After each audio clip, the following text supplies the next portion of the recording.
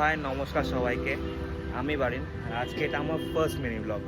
So তোমাদের মতন আমিও একটা মধ্যবিত্ত ঘরের ছেলে। মধ্যবিত্ত ঘরের ছেলে হওয়ার সাথে সাথে সেই মধ্যবিত্ত ঘরের ছেলেটার কিছু স্বপ্ন, কিছু আশা থাকে। তো তার মধ্যে একটা হলো গিয়ে কন্টেন্ট ক্রিয়েশন, আর সেকেন্ড অফ অল হলো গিয়ে কুকিং বা বিজনেস করা। তাই কোনো একটা পয়েন্ট অফ টাইমে গিয়ে দুটোই থমকে গেছিলো।